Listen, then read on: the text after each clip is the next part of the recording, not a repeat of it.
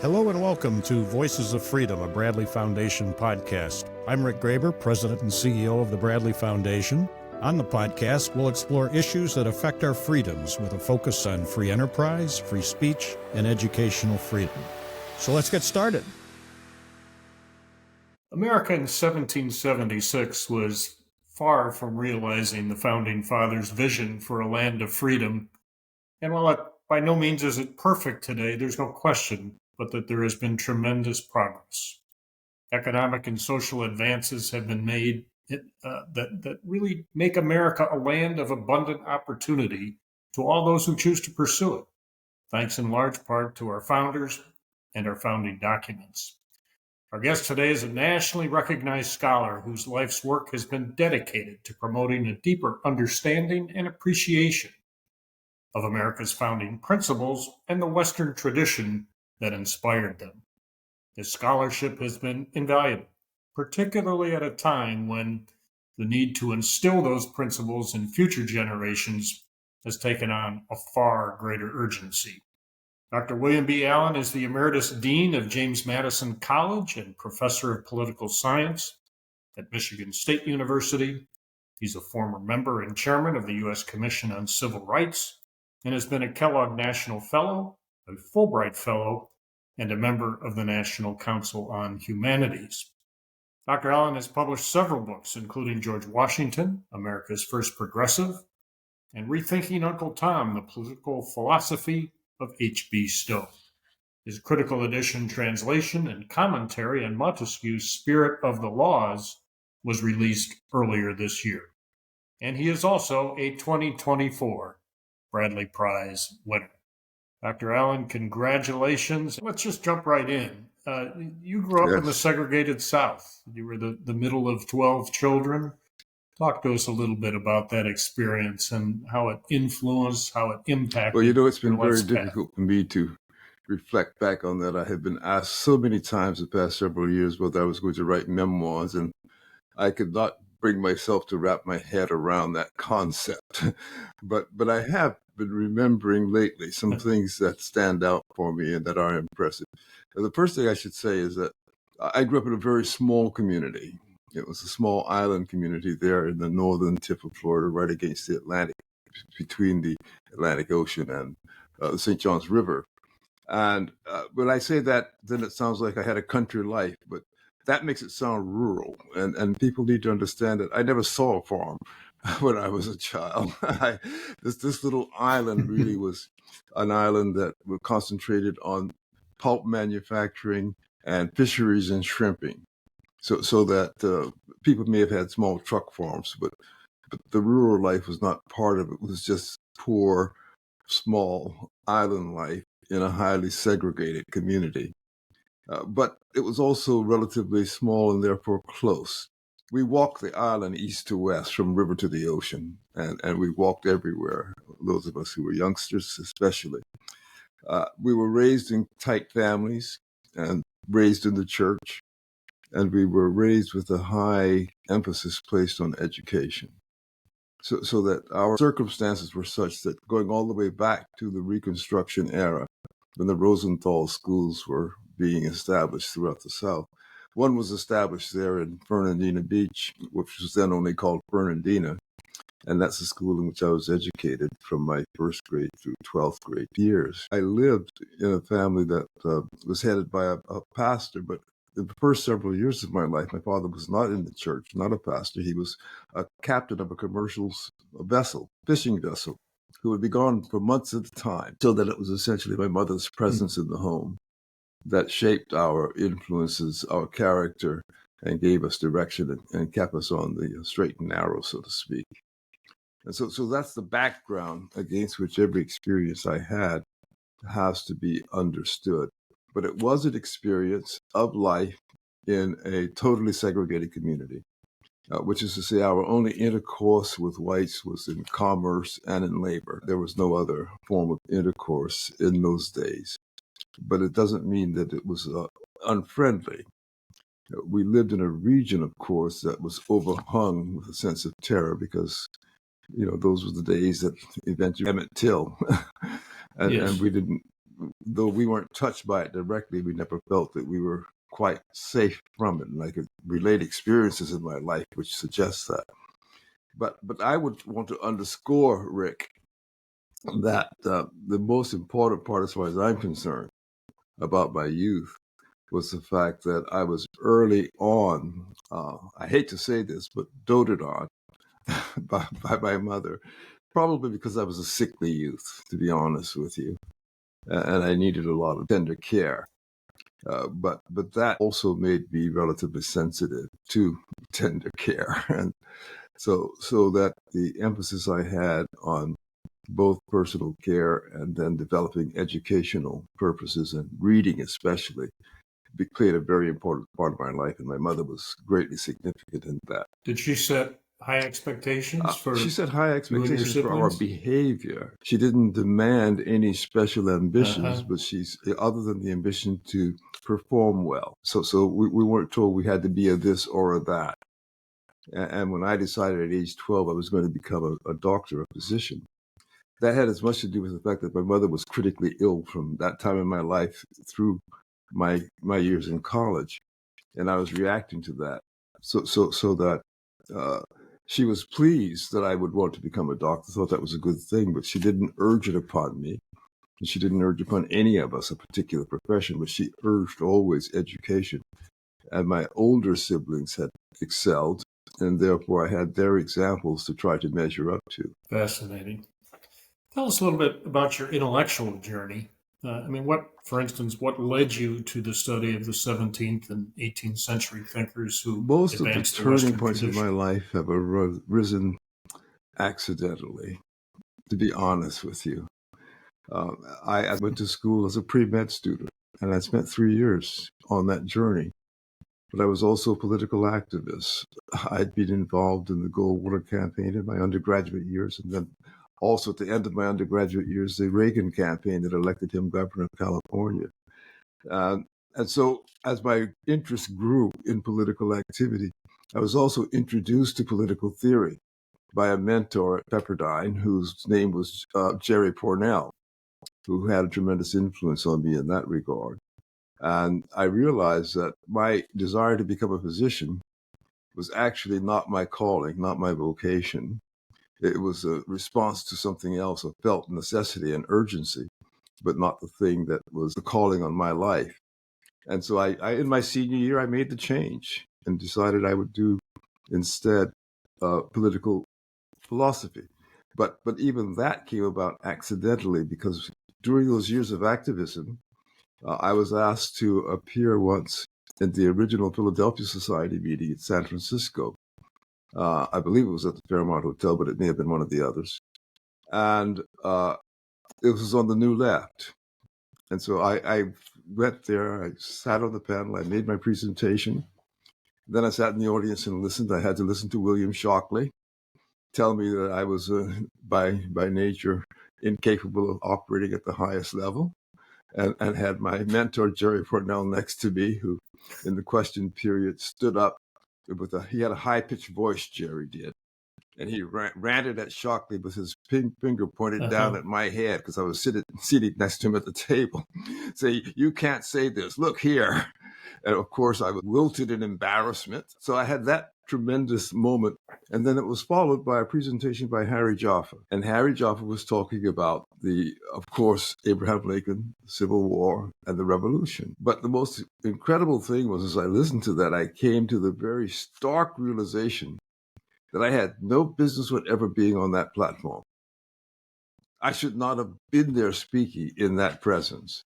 And I said to myself, I don't know what I'm talking about, and I'm going to go wherever he is and figure out what I should be talking about. And that's how I got to graduate school. Immediately after that, I looked up the Claremont Graduate School where he was teaching. It was my last year moving into it. I applied for it, was accepted. So that was an accident. I didn't go there looking to meet Harry Jaffa or to be turned around, but I was turned around, and I've been so often turned around in my life that way that I never claim credit for any of the things I've done. I just point to the accidents that have happened, and one of them had to do with the founding. Martin Diamond also taught at Claremont, and he had a profound influence on me. in the reading the Federalist Papers, the Anti-Federalists, in the course of which I discovered the dispute between Federalists and Anti-Federalists about what Montesquieu meant. And so I thought, well, I can't deal with that unless I read Montesquieu. But I found that not very easy to do because I didn't read French and the translations were poor.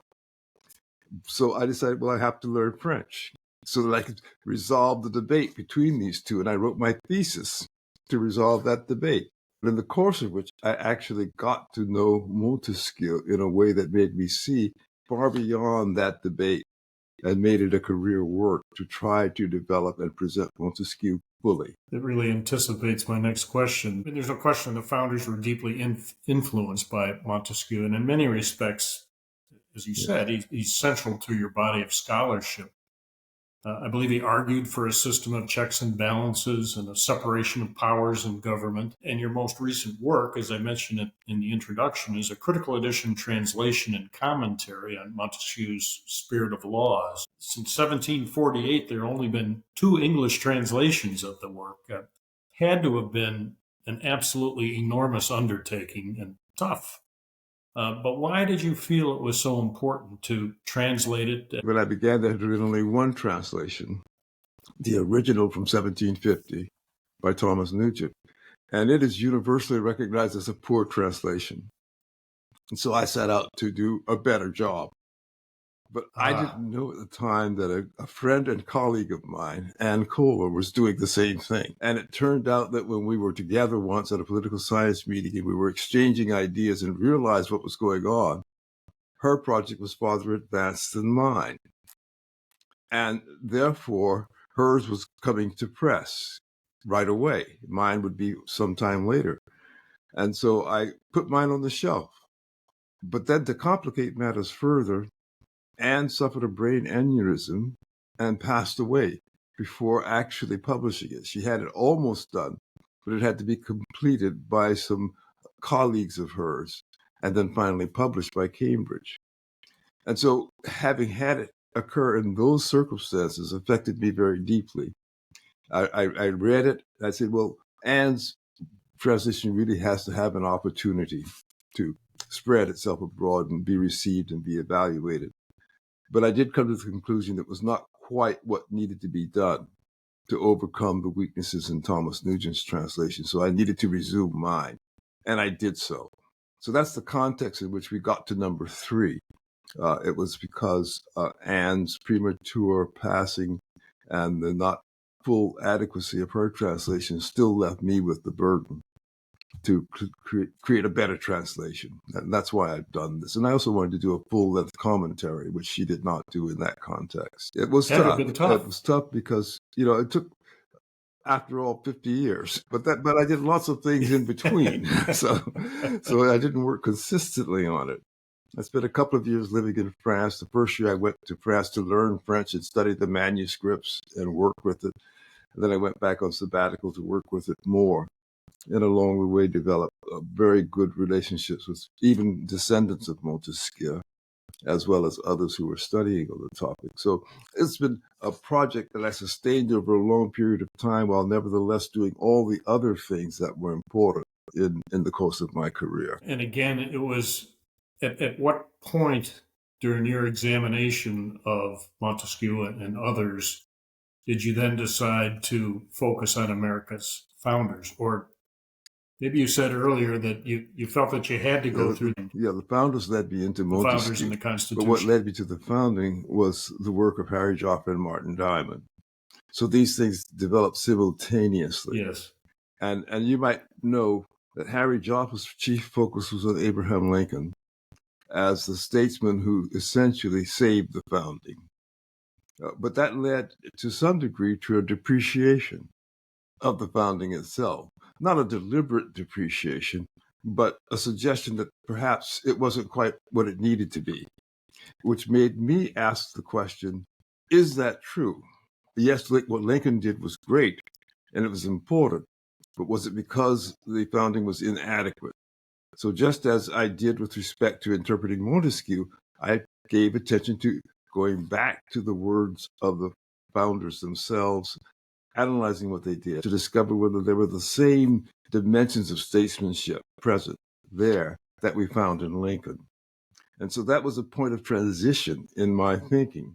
Having taken Lincoln seriously, I now ask questions such as, why did the political parties first originate by the people who founded this country when they didn't like political parties? And I would teach on that subject.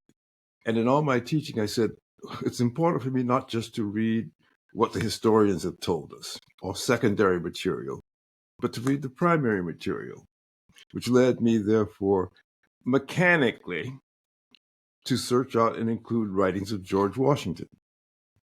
And at that point in time, Washington was almost buried, intellectually speaking. Nobody read him.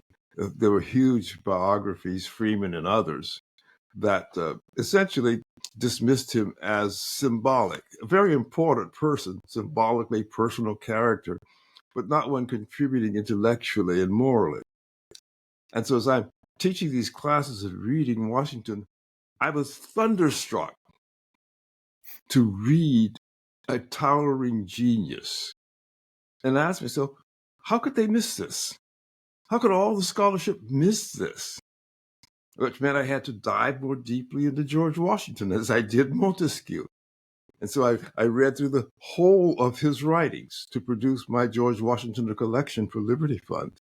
And that just brought me even more fully under the sway of his influence.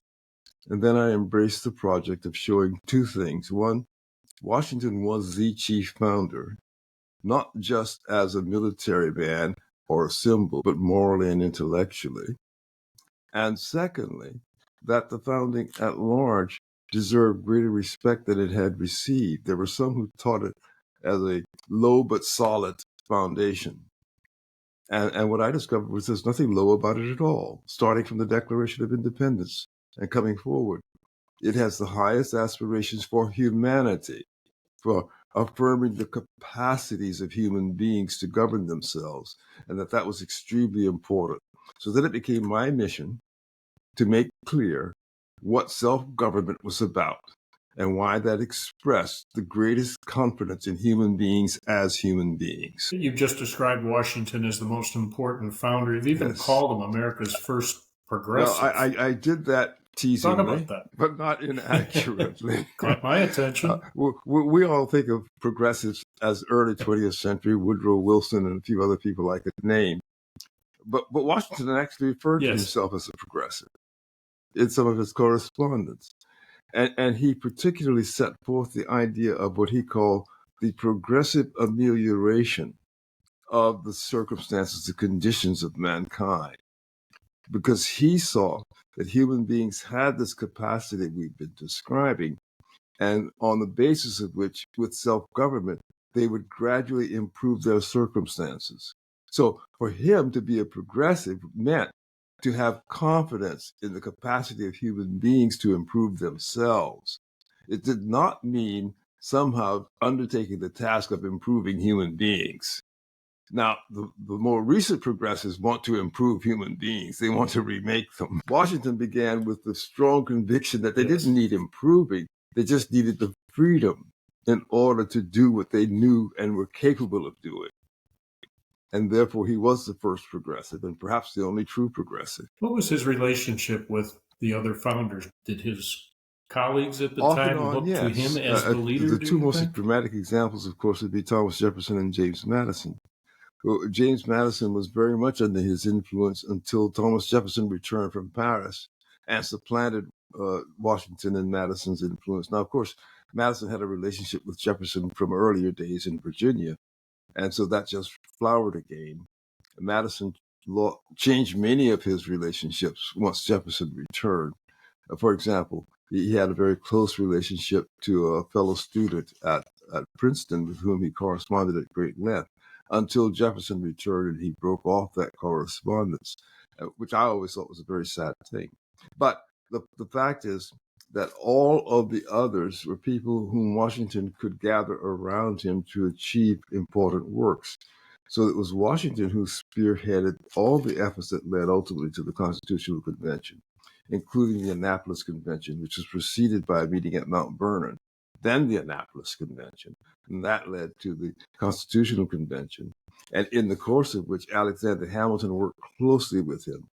Alexander Hamilton, who had been his aide-de-camp in the war and was with him through the very end of his life in various roles of assistance, including helping to prepare his farewell address, or people like Gouverneur Morris, who was one of the most important members of the Constitutional Convention, who had a complete confidence in George Washington.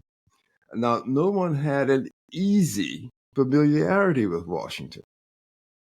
Washington was what we might call a relatively stiff personality, though certainly genuinely humane and kindly, but formal.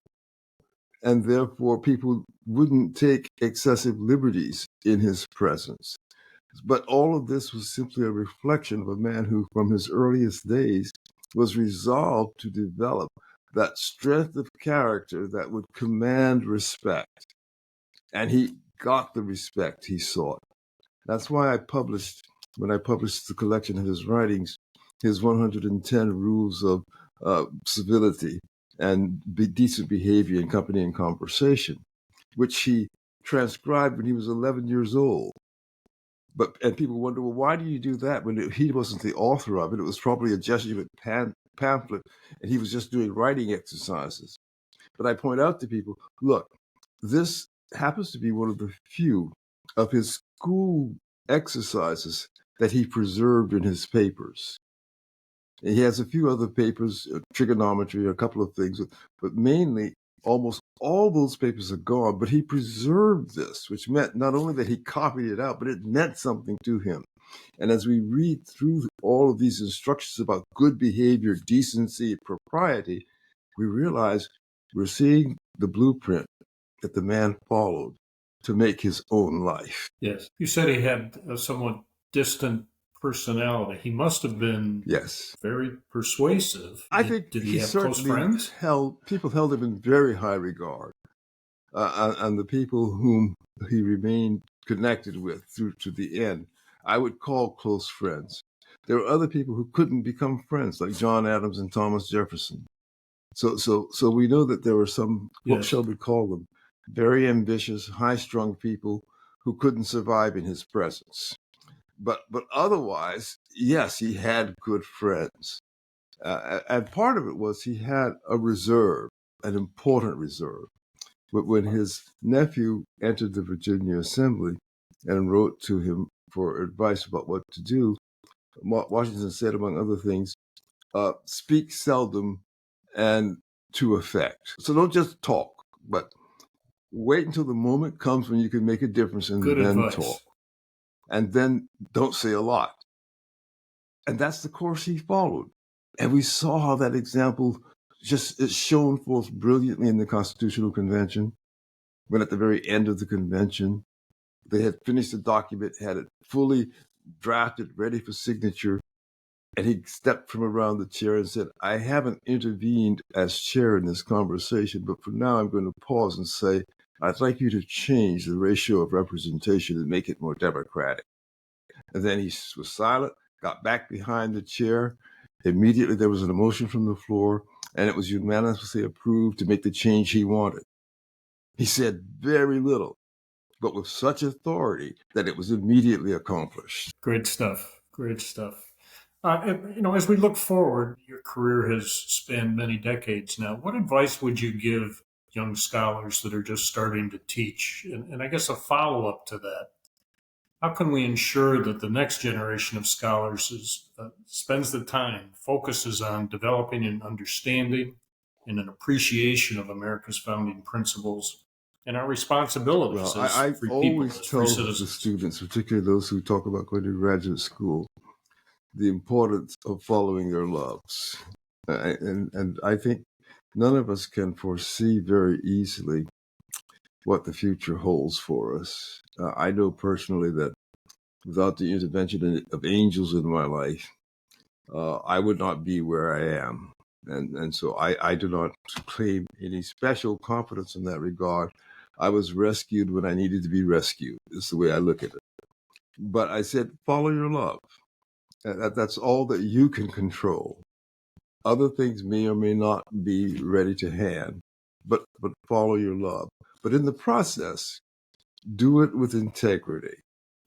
Give due attention to the details. Respect what others have to say, especially when it comes to looking at historical sources. Read the primary sources. Don't accept secondhand interpretations. And if you follow those simple principles, you will make a contribution. You've said that your career is as a result of a series of accidents or happenstance, but then you've taken those opportunities and really, really worked at them and risen to the top of your field. So while we all have different twists and turns, you got to do the work very too. Kind of you, but I got to tell you, I do not overstate when I say I needed angels. My mother passed in the last semester of my undergraduate years. And I was so devastated by that I left school and probably would not have gotten back. But angels brought me back. My very, very dear friend, Maureen Reagan, leagued up with Lucille Todd, the Dean of Women, and reached 3,000 miles across the country and pulled me out of the deepest darkness and brought me back to California, back to school to finish and to enter graduate school. I didn't turn to them. I didn't call on them, but they reached out to me. And after I'd gotten back and was in school and prepared to do the work, that very first year, because I had switched from medicine to political science, my informal exemption from the Selective Service draft ended, which is to say I'm from a small town where the Selective Service officer knew me and knew I was going to become a physician, or at least that was the plan, and kept my file out of the line of fire, hoping that day would come that I could then serve as a physician. And once I changed my major, that was the end of that. And I was drafted in my first year in graduate school. And so I had to hurriedly complete a master's and then go and report for duty, which I did. But that duty only lasted for the length of basic training because of illness. And I was discharged, but I was discharged and I was no longer in graduate school, no longer had a fellowship, and no longer had any immediate sense of how to return to it. And once again, it took an influence, Martin Diamond in this case, reaching out to me. I didn't reach out to him and saying, I have a fellowship for you, come back. So without those kinds of interventions in my life, I can't claim that I would have made the best decisions or done the best things. Fascinating. Last question, William. Tell us what it means to you to win a Bradley Prize. Besides being struck with wonder initially, soon after that I realized I've got more work to do. I didn't realize that, but I do. I mean, for the almost 3 years, physicians have been telling me about the beauties of hospice, and my book had just been published before I got that startling news, and I thought, well, okay, I'm done. But then I got that, and I says, well, I guess I need to pray for time sufficient to do something to merit so high an honor. So I think I've got work to do, at which I pray I will have time, at least over the course of the next year, to revisit the revolution and to introduce some new elements of life for us in that. For one of the things that came out of publishing the work on Montesquieu was a discovery of yet another translation, which no one knew about. And that was a translation by George III. And that was never published. It has only just come to light because the Royal Archives have only just opened up. And I've realized that young man thoroughly read The Spirit of the Laws and thoroughly digested it and was committed to the project of liberal reform, which meant that we need to rethink what happened in the revolution, what was happening in England, and what its effects were in the United States. So now what I'm praying for is time sufficient to be able to make that well understood. We'll all pray for that.